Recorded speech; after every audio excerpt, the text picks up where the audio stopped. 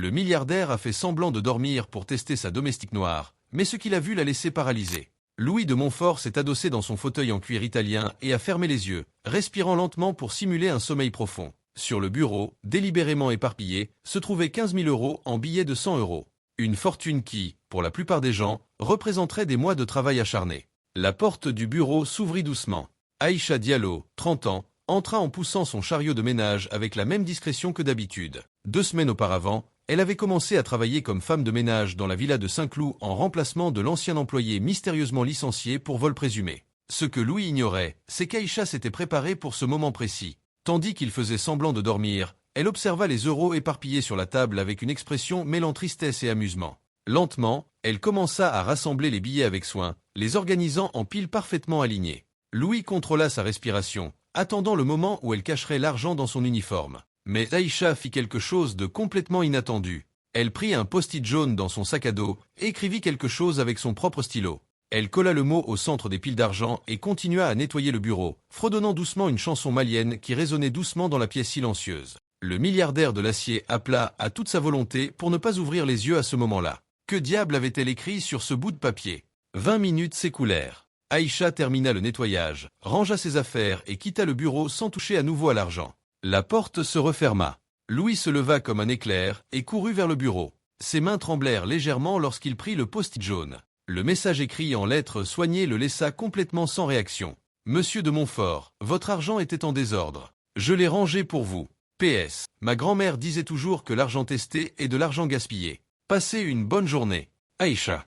Pendant un instant, Louis resta là, tenant ce petit bout de papier comme s'il s'agissait d'un document juridique complexe. Personne, absolument personne, n'avait jamais réussi son test de cette manière. Mais il y avait quelque chose dans le sourire discret de cette femme, dans la façon dont elle fredonnait tout en travaillant, qui faisait soupçonner Louis que Aïcha Diallo n'était pas seulement une employée parmi d'autres. En fait, s'il avait su ce qui avait réellement ramené Aïcha chez lui, il aurait compris que la donne avait complètement changé et qu'il n'était plus celui qui contrôlait les règles. Si vous aimez cette histoire pleine de rebondissements et de justice, n'oubliez pas de vous abonner à la chaîne pour découvrir comment un simple test a révélé bien plus que Louis n'aurait jamais pu imaginer. Louis relut la note 5 fois avant d'accepter qu'il ne s'était pas trompé. Ma grand-mère disait toujours que l'argent testé est de l'argent gaspillé.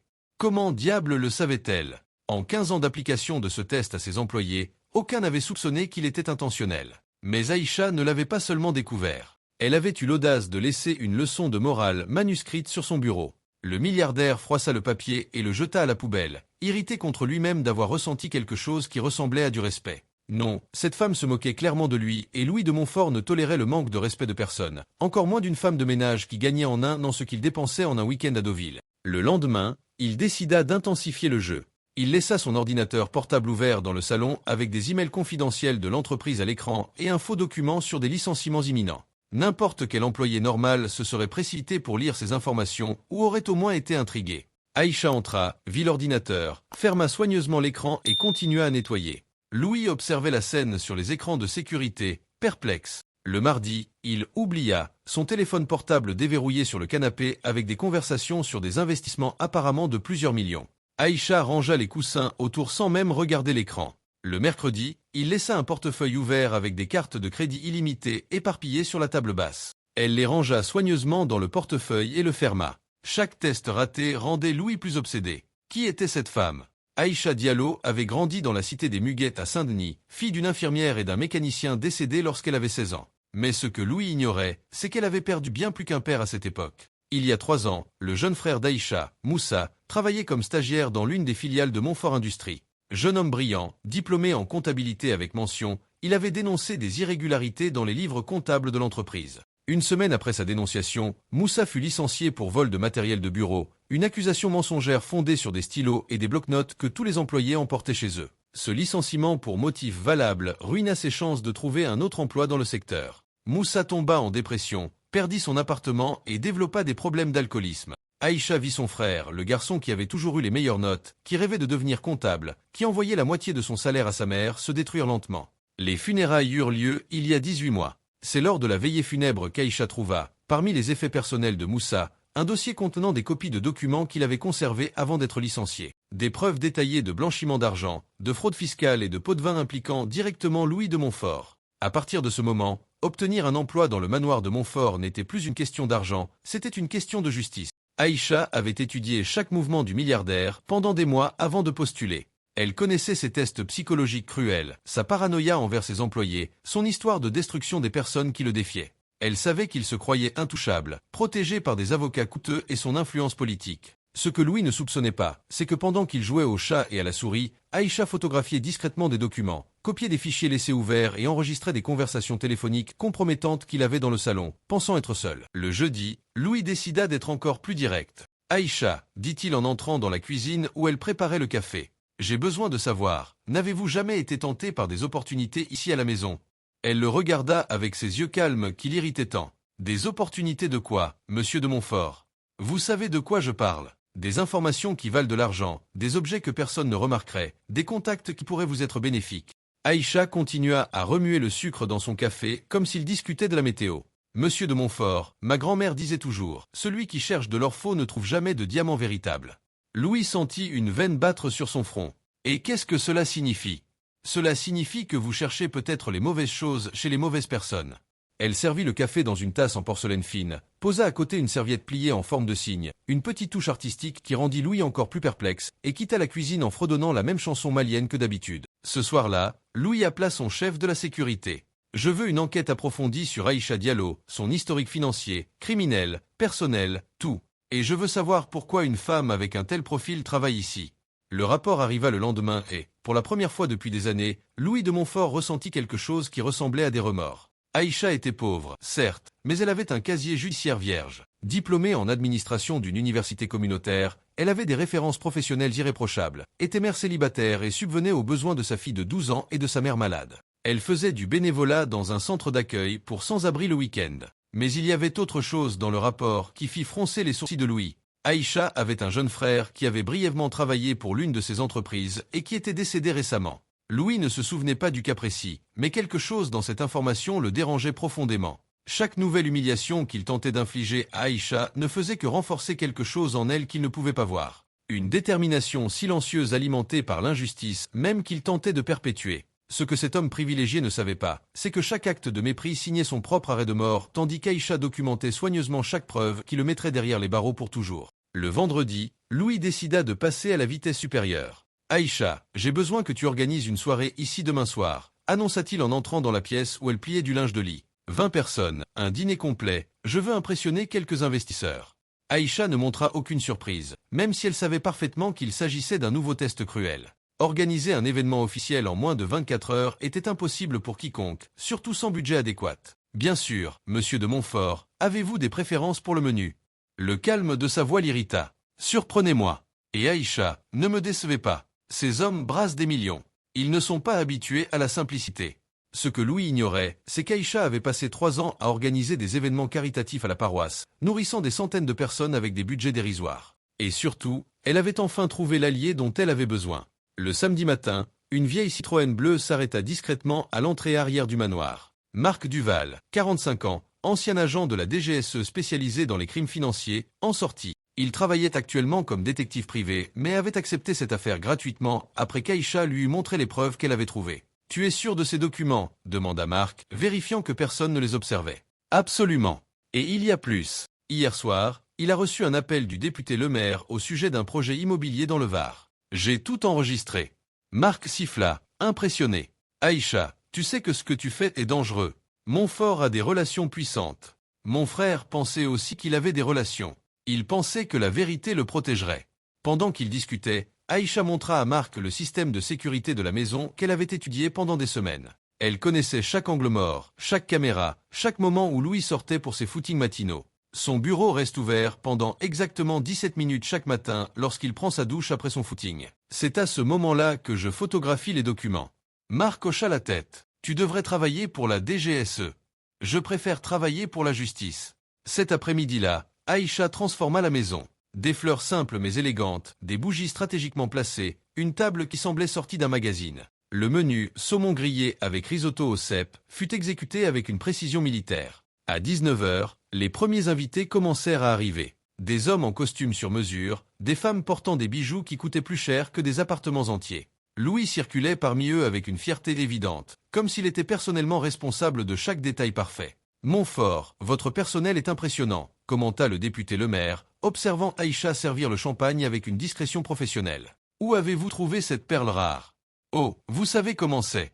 On trouve parfois des diamants dans les endroits les plus inattendus, répondit Louis avec un sourire condescendant. Aïcha fit semblant de ne pas entendre, mais ses mains se crispèrent imperceptiblement autour du plateau. Chaque mot prononcé par ces hommes était enregistré par le dispositif que Marc avait stratégiquement placé sous la table principale. Pendant le dîner, les conversations allaient bon train entre vins coûteux et affaires louches. Louis et ses invités discutaient ouvertement de stratagèmes de blanchiment d'argent, de pots de vin versés à des fonctionnaires et même de menaces à l'encontre de journalistes d'investigation. Le problème avec ces reporters, dit le maire en coupant son saumon, c'est qu'ils ne comprennent pas que certaines vérités sont gênantes pour le progrès. C'est pour cela que nous avons des avocats, et d'autres méthodes lorsque les avocats ne suffisent pas. Aïcha servit le deuxième plat en gardant une expression neutre, mais à l'intérieur, elle ressentait un mélange d'horreur et de satisfaction. Chaque mot était capturé, chaque aveu de culpabilité documenté. Une fois tout le monde parti, Louis l'appela dans le salon. Impressionnant, Aïcha, vraiment impressionnant.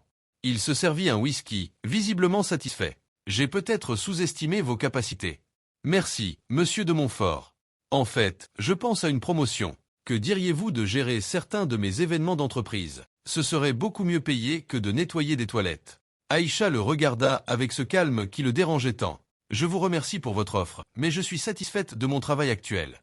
Louis fronça les sourcils. Satisfaite de nettoyer des maisons? Je vous en prie, Aïcha, soyez réaliste. Les gens comme vous n'ont pas beaucoup d'options dans la vie. C'est une opportunité en or. Les gens comme moi. Vous savez, les femmes de votre condition sociale, les mères célibataires sans diplôme universitaire. Le monde réel est cruel, mais je vous offre une chance d'échapper à la médiocrité. Le silence qui suivit était chargé de tension. Aïcha prit une profonde inspiration avant de répondre. Monsieur de Montfort, ma grand-mère disait toujours qu'il ne faut pas confondre opportunité et charité, et que parfois accepter la charité de certaines personnes coûte plus cher que quiconque ne peut l'imaginer. Louis rit amèrement. Votre grand-mère semble avoir une phrase pour tout. Elle devait être une femme très sage, pour quelqu'un de son milieu. Elle l'était. Et elle disait aussi que lorsque quelqu'un montre qui il est vraiment, nous devons le croire dès la première fois. Quelque chose dans la façon dont Aïcha avait dit cela mit Louis mal à l'aise, mais il chassa cette impression. Après tout, que pouvait lui faire une femme de ménage? Le lendemain, un dimanche, Aïcha ne se rendit pas au travail. C'était son jour de congé, mais elle ne se reposait pas pour autant. Dans un petit café du centre-ville de Paris, elle retrouva Marc pour visionner les enregistrements de la veille. C'est de l'or pur, déclara Marc en écoutant pour la 3e fois la conversation sur le pot de vin versé aux députés. Nous avons suffisamment de matériel pour faire tomber non seulement Montfort, mais aussi la moitié du cercle politique d'élite de cette ville. Aïcha acquiesça, mais il y avait quelque chose de plus dans son regard. Marc, vous devez comprendre une chose. Je ne veux pas seulement que justice soit rendue à mon frère. Je veux que le monde entier voit quel genre d'homme est vraiment Louis de Montfort derrière toute cette façade philanthropique. Que as-tu en tête? Le gala de charité annuel de son entreprise a lieu vendredi prochain. 300 personnes de la haute société, retransmission en direct, caméras de toutes les chaînes d'information locales. Il m'a demandé de coordonner l'événement. Marc haussa les sourcils. Et tu vas accepter?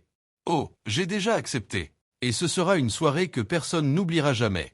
Le lundi, Aïcha retourna au travail avec son naturel habituel. Louis, encore grisé par le succès de la soirée, semblait plus détendu et confiant.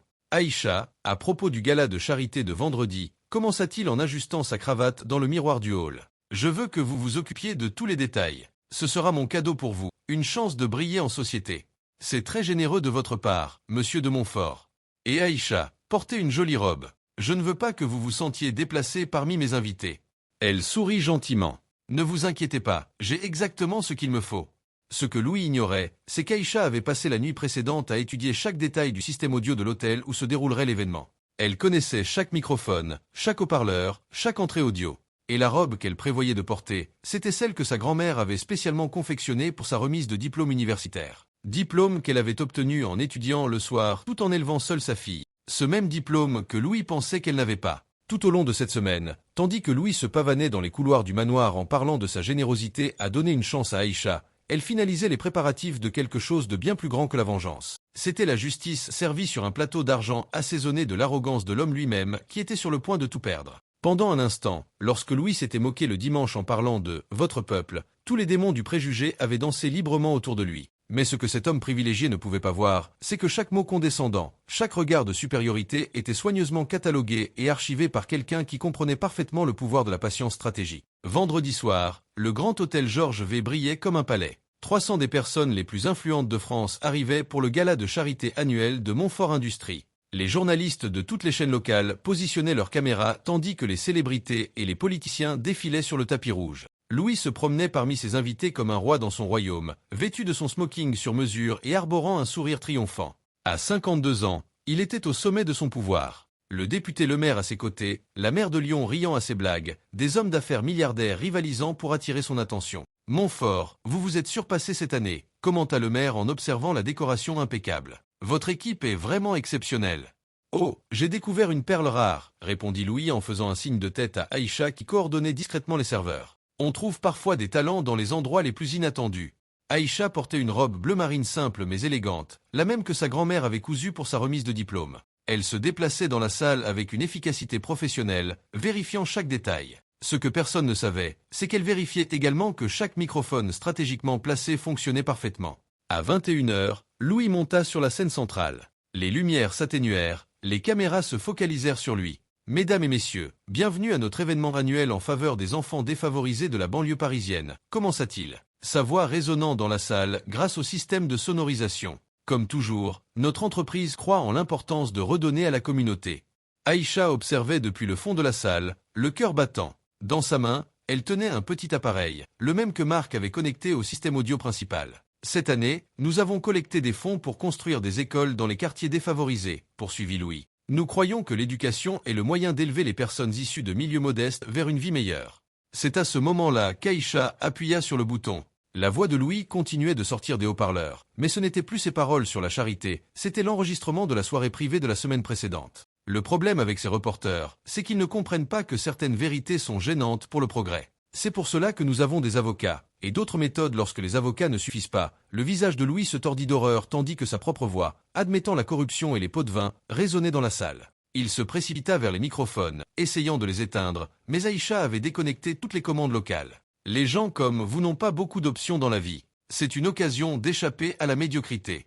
La salle plongea dans un silence de mort. Les caméras de télévision capturaient chaque mot, diffusant en direct dans toute la France. Des téléphones portables se levaient partout, enregistrant l'effondrement en temps réel. Votre grand-mère semble avoir une phrase pour tout. Elle devait être une femme très sage, pour quelqu'un de son milieu. Le député Le Maire se leva brusquement, le visage rouge de colère. Montfort, qu'est-ce que... Mais l'enregistrement continuait. Il reproduisait désormais les conversations sur le blanchiment d'argent, les menaces envers les journalistes, les pots de vin versés aux fonctionnaires. Chaque crime que Louis et ses invités avaient avoué dans la sécurité imaginaire de leur manoir résonnait désormais dans le monde entier. Aïcha s'avança calmement vers la scène, prit le micro central qui fonctionnait encore et parla d'une voix claire et ferme. « Je m'appelle Aïcha Diallo. Il y a 3 ans, mon frère Moussa a été licencié de l'entreprise de Monsieur de Montfort pour avoir dénoncé des irrégularités dans les livres comptables. Il a été faussement accusé de vol afin de faire taire son honnêteté. » Louis tenta de s'approcher, mais les agents de sécurité de l'hôtel que Marc avait discrètement briefé l'en empêchèrent. Moussa est devenu alcoolique, a tout perdu et est mort d'une overdose il y a 18 mois à l'âge de 28 ans, poursuivit Aïcha, la voix légèrement brisée. Il était comptable, diplômé avec mention et rêvait d'aider les entreprises honnêtes à prospérer. La foule écoutait dans un silence absolu. Certaines personnes se mirent à pleurer. Au cours de ces mois passés à travailler ici, j'ai recueilli des preuves de crimes incluant le blanchiment d'argent, la fraude fiscale, la corruption et l'intimidation d'employés honnêtes. Tous ces enregistrements ainsi que des documents photographiques ont déjà été remis à la PJ et au parquet national financier. Louis était pâle comme un fantôme. « Aïcha, s'il te plaît. »« Monsieur de Montfort, » l'interrompit Aïcha en le regardant droit dans les yeux. « Ma grand-mère disait toujours que la vérité est comme l'eau. Elle finit toujours par remonter à la surface. Moussa a essayé de faire ce qui était juste et cela l'a détruit. Aujourd'hui, la vérité a enfin fait surface. » Les portes du salon s'ouvrirent simultanément. Des agents de la PJ entrèrent en formation, se dirigeant directement vers Louis et plusieurs de ses invités, dont le député Le Maire. « Louis de Montfort, vous êtes en garde à vue pour blanchiment d'argent, évasion fiscale, corruption et association de malfaiteurs », annonça l'officier en chef. Alors que les menottes cliquaient à ses poignets, Louis regarda Aïcha avec un mélange de désespoir et d'admiration amère. « Comment ? Une femme de ma condition sociale a appris à utiliser vos propres mots contre vous, répondit Aïcha avec une dignité sereine. Et elle a découvert que parfois la meilleure vengeance est simplement de laisser la vérité parler. La salle explosa en cris, en flash d'appareils photo et en confusion totale. Les journalistes criaient des questions. Les invités se précipitaient vers les sorties. Les téléphones sonnaient sans cesse avec des appels d'avocats désespérés. Marc apparut aux côtés d'Aïcha, souriant fièrement. Moussa serait fier. Tandis que Louis était emmené menotté sur le même tapis rouge qu'il avait foulé triomphalement 1 heure auparavant, Aïcha resta sur scène à observer. Il n'y avait aucune joie malveillante sur son visage, seulement la sérénité de quelqu'un qui avait enfin vu justice être faite. La retransmission en direct avait tout capturé. L'arrestation, les aveux enregistrés, le témoignage d'Aïcha. En quelques minutes, les hashtags justice pour Moussa et vérité dévoilée étaient en tête des tendances nationales. À l'extérieur, alors que la foule se rassemblait pour assister à l'arrivée d'autres agents, un journaliste s'approcha d'Aïcha. « Que vas-tu faire maintenant ?» Aïcha sourit pour la première fois depuis des mois. « Je vais rentrer chez moi serrer ma fille dans mes bras et lui dire que parfois, quand on se bat pour la vérité, le monde entier peut changer. » L'histoire était loin d'être terminée. Au cours des 24 heures suivantes, la vie d'Aïcha allait changer d'une manière qu'elle-même ne pouvait prévoir, tandis que l'empire de Louis s'effondrait complètement. Mais à ce moment-là, debout sur la scène où la justice avait enfin triomphé, elle savait que Moussa pouvait enfin reposer en paix. 6 mois après le scandale qui avait secoué Saint-Cloud, Aïcha Diallo se trouvait dans son nouveau bureau au 22e étage d'un immeuble commercial du quartier de la Défense. La plaque sur la porte indiquait Diallo Consulting, audit éthique pour les entreprises. À travers la grande fenêtre, elle pouvait voir Paris s'étendre à l'horizon. Son téléphone sonnait sans arrêt. Des entreprises voulaient faire appel à ses services pour éviter le même sort que Louis de Montfort. L'enquête judiciaire avait révélé un réseau de corruption impliquant des dizaines d'hommes d'affaires et de politiciens. Louis avait été condamné à 15 ans de prison pour blanchiment d'argent, fraude fiscale et association de malfaiteurs. Ses biens avaient été confisqués, son entreprise avait fait faillite et il vivait désormais dans une cellule de 2 mètres carrés à Fresnes. Le député Le Maire démissionna dans le déshonneur. La maire de Lyon fut destituée. 3 juges furent démis de leurs fonctions. L'affaire Aïcha Diallo devint un tournant dans la lutte contre la corruption des entreprises. « Maman », dit Fatou, désormais âgée de 13 ans, en entrant dans le bureau avec un sourire radieux. « La prof a dit que tu allais donner une conférence dans son école le mois prochain. » Aïcha sourit en serrant sa fille dans ses bras. Fatou étudiait désormais dans l'une des meilleures écoles privées de Paris, financée par les ressources de la nouvelle entreprise et les indemnités versées à la suite des procès. Sur le bureau d'Aïcha, une photo encadrée montrait Moussa lors de sa remise de diplôme. À côté, un mot qu'elle avait conservé de l'hôpital où il était décédé. « Dis à ma sœur qu'un jour la vérité éclatera. » Marc entra peu après, un dossier à la main. « Aïcha, nous venons de recevoir un autre dossier. Une employée noire d'une entreprise technologique est victime de harcèlement après avoir dénoncé le harcèlement sexuel du PDG. »« Nous allons l'aider, » répondit Aïcha sans hésiter. « C'est exactement pour cela que la fondation Moussa Diallo existe. » La fondation, créée grâce à une partie des indemnités, avait déjà aidé 23 personnes à dénoncer des injustices dans le monde de l'entreprise en fournissant un soutien juridique, technique et émotionnel à ceux qui n'avaient pas les moyens de se battre seuls. De l'autre côté de la ville, Louis de Montfort était assis dans sa cellule, lisant un magazine qui montrait Aïcha en couverture. La femme qui a renversé un empire de corruption. L'article racontait comment elle avait transformé son expérience traumatisante en une mission de vie. Louis froissa le magazine avec colère. Même en prison, il ne pouvait accepter d'avoir été vaincu par quelqu'un qu'il considérait comme inférieur. Mais Aïcha avait appris quelque chose que Louis ne comprendrait jamais. La véritable force ne vient pas de l'humiliation des autres, mais du soutien apporté à ceux qui ont été injustement renversés. Dans l'après-midi de ce vendredi, Aïcha se rendit sur la tombe de Moussa. Elle déposa des fleurs fraîches et murmura « Nous avons réussi, petit frère. La vérité a enfin été révélée. » Le vent faisait doucement balancer les arbres du cimetière, et pendant un instant, Aïcha eut l'impression que Moussa était là, fier de sa sœur qui avait transformé sa mort en vie pour tant d'autres. Louis a tenté de détruire Aïcha, mais il a fini par créer la femme qui sauverait des dizaines d'autres victimes. Aïcha a appris que la véritable vengeance n'est pas de rendre l'appareil pour le mal subi, mais d'atteindre un succès que ses ennemis n'auraient jamais pu imaginer. Si cette histoire de courage et de justice vous a inspiré, abonnez-vous à la chaîne et partagez dans les commentaires. Avez-vous déjà été confronté à une injustice qui vous a rendu plus fort ?